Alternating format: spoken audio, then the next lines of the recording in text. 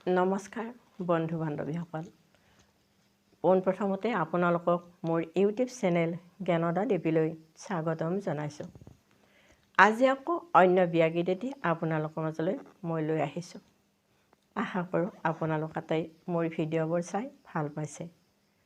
আৰু যিবিলাক মোৰ ফ্ৰেণ্ডত নতুনকৈ সোমাইছে এতিয়ালৈ ছাবস্ক্ৰাইব কৰা নাই তেখেতসকলে মোৰ ইউটিউব চেনেল জ্ঞানদা দেৱীলৈ গৈ তাত নামটো চাৰ্চ কৰি ছাবস্ক্ৰাইব কৰি ল'ব বুলি মই আশা কৰিলোঁ। তেনেহ'লে আজিৰ ব্যাগীত ভিডিঅ'টো শুনিবচোন। উৰে গছতে মৌৱে বাঁহে ল'লে,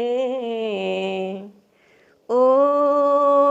ৰাম দাদা পাৰি দিয়া খাওঁহে, ঘৰৰ চাবি কাঠি নবৌৰ হাতত দিলোঁ, ঐ ৰাম নবৌ মই শহুৰিক যাওঁহে, মৰমৰ ভায়েকে আখৈ তুলি দিছে, ঐ ৰাম আচল পাতি তুলি লোৱাহে, আজিৰ পৰা বাইদেউ পৰৰ হৈয়ে যাবা, ঐ ৰাম কাৰেনো মুখলৈ চাবাহে, আনৰ ভাৰ তলত কি কৰাব পায়, ঐ ৰাম নিয়ৰত তিতিছে ছাতিহে, মাতো নিদিয়ে বিদায়ো নিদিয়ে, ঐ ৰাম যজ্ঞলৈ আহুতি দিয়াহে, আয়ে অলংকাৰে আইদেউ সজাই দিছে,